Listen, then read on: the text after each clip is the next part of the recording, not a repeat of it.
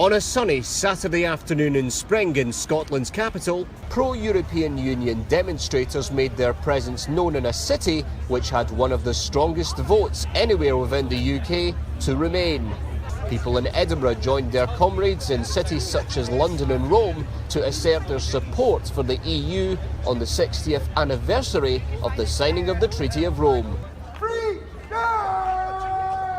The march commenced from Waterloo Place, passing the headquarters of the Scottish Government, who favour Scotland remaining present in the European single market. At one stage, a fire engine briefly disrupted proceedings. One could suspect that in a symbolic sense, Remainers sense a political emergency ahead. Whilst the wider public enjoyed the temperate weather outside the Scottish Parliament, the march settled outside the Holyrood building, where a series of speakers then addressed the crowd. We have chosen to get together today under the blue and golden flag, the European flag. I'm Vanessa Glynn. English by birth, Irish by ancestry, Scottish by choice, and European through and through. The Scottish Government offered Theresa May a compromise. They suggested that perhaps one way forward would be for Scotland to stay in the single market, and they produced a detailed proposal to that effect. And as yet, they have not had the courtesy of a written reply. When a second independence referendum is held in Scotland, as before, EU nationals living in Scotland will be given a vote. We will not deny you the vote. Edinburgh, you look amazing today and you're in fantastic voice. And that is so important because those words need to be heard in this building, they need to be heard at Westminster, and they need to be heard in Brussels. We matter, we are united, and we are citizens of the European Union.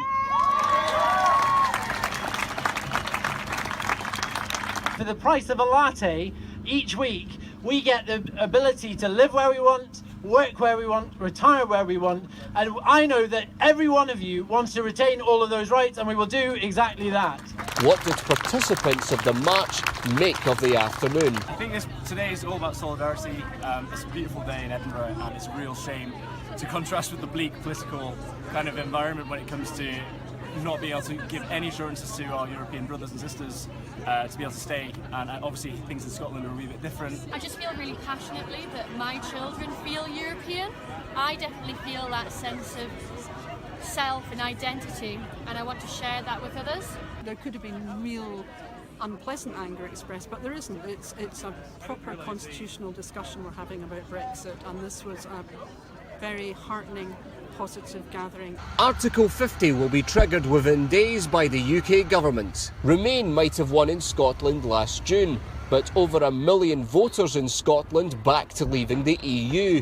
The campaign group Business for Britain backed Brexit. I hope and expect common sense to prevail. I do appreciate and understand, I'm sure British negotiators will also understand that the European Union feelings have been hurt by the Brexit vote.